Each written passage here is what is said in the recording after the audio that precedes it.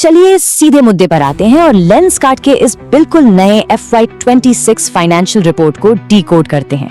हम यहाँ सिर्फ कुछ बोरिंग नंबर्स नहीं पढ़ने वाले, बल्कि ये समझेंगे कि कैसे ये कंपनी एक बहुत बड़े AI ड्रिवन फ्यूचर की तरफ तेजी से बढ़ रही है। सच कहूँ तो ये सिर्फ एक साल का रिपोर्ट कार्ड नहीं है, ये एक जबरदस्त कंपाउंडिंग फ्लाईव्हील की शुरुआत है जिसे इग्नोर करना बहुत मुश्किल है। इस पूरे एक्सप्लेनर में हम पहले उनके रिकॉर्ड ब्रेकिंग माइलस्टोन्स देखेंगे, फिर नए मार्केट्स का विस्तार, ग्लोबल स्केलिंग और आखिर में उनका सबसे रोमांचक AI फर्स्ट ट्रांसफॉर्मेशन समझेंगे। तो सबसे बड़ा धमाका सीधे बॉटम लाइन पर हुआ है, 164.7%।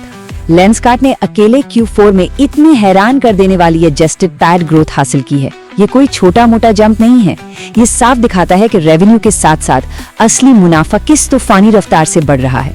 सारे खर्चे निकाल कर जो प्रॉफिट बचता है ना, वो अब एक बिल्कुल ही अलग लीग में पहुंच गया है। और ये नंबर्स चीख चीख कर कह रहे हैं कि कंपनी अब ऑफिशियली एक कंपाउंडिंग फेज में आ चुकी है। FY26 का EBITDA 1700 करोड़ रुपए को पार कर गया। लेकिन यहाँ जो चीज सबसे ज्यादा इंप्रेस करती है वो है 23.1% का ROCE, यानी रिटर्न ऑन कैपिटल एम्प्लॉयड। आसान शब्दों में कहें तो बिजनेस में जो भी पैसा लग रहा है उस पर बहुत ही शानदार रिटर्न मिल रहा है। ये कैपिटल एफिशिएंसी का एक बेहतरीन उदाहरण है। अब बात करते हैं उनके दूसरे बड़े पिलर की, मार्केट को सिर्फ सर्व नहीं करना बल्कि उसे एक्सपैंड करना।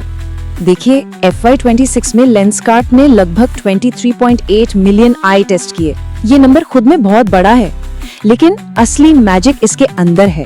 इनमें से लगभग आधे टेस्ट उन लोगों के थे जिन्होंने जिंदगी में पहली बार अपनी आंखों की जांच करवाई थी।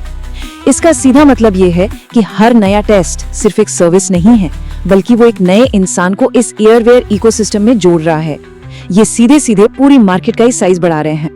और एक दिलचस्प ट्रेंड ये है कि लोग अब बेहतर क्वालिटी के लिए ज्यादा पैसे खर्च करने को तैयार हैं। 10,000 रुपए से ऊपर वाला जो प्रीमियम सेगमेंट है उसने जबरदस्त ग्रोथ दिखाई है और अब ये टोटल रेवेन्यू का 20% से ज्यादा हो गया है। सबसे अच्छी बात यह है कि उन्होंने अपने अफोर्डेबल सेगमेंट की सेल्स को गिराए बिना ये प्रीमियम डिमांड हासिल की है। हर प्राइस पॉइंट पर डिमांड मजबूत है, जो किसी भी बिजनेस के लिए एक ड्रीम सिचुएशन होती है। लोकल डिमांड की इस कहानी के बाद चले देखते हैं कि इनका ऑपरेशनल स्केल इंडिया और उसके बाहर कैसे काम कर रहा है। यहाँ उनकी लोकलाइज्ड स्टोर डेंसिफिकेशन स्ट्रेटजी काम आती है। सुनने में शायद भारी शब्द लगे, पर इसका मतलब बहुत सिंपल है। जब लेंसकार्ट किसी इलाके में नया स्टोर खोलता है तो वो अपने ही पुराने स्टोर की सेल को नहीं खाता। 24.2% की विंटेज स्टोर ग्रोथ और 31.1% की पिन कोड ग्रोथ ये साबित करती है कि एक ही जगह पर और स्टोर्स खोलने से असल में ओवरऑल डिमांड बढ़ रही है। वो एक ही पाई के टुकड़े नहीं कर रहे, वो पूरी पाई को ही बड़ा बना रहे हैं। अगर हम CEO पीयूष बंसल के इस स्टेटमेंट पर गौर करें, इंटरनेशनल अब कोई दाव नहीं, ये एक मजबूत बिजनेस है, तो ये कोई छोटी बात नहीं है। ये एक बहुत बड़ा सिग्नल है कि इंडिया में जो प्लेबुक उन्होंने टेस्ट की थी वो अब ग्लोबल मार्केट्स में भी उतनी ही शानदार तरीके से काम कर रही है।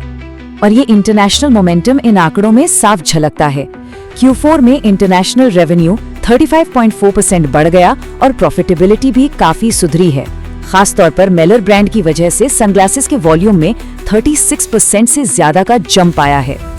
आज उनके पास 718 एक्टिव इंटरनेशनल स्टोर्स हैं, जो इस ग्लोबल रफ्तार को एक मजबूत बेस दे रहे हैं। फिजिकल एक्सपेंशन तो हो गया, लेकिन अब बात करते हैं उस असली गेम चेंजर की जो लेंसकार्ट के फ्यूचर को डिफाइन करेगा, द AI फर्स्ट ट्रांसफॉर्मेशन। अब ये मामला सिर्फ चश्मे बेचने तक सीमित नहीं रहा।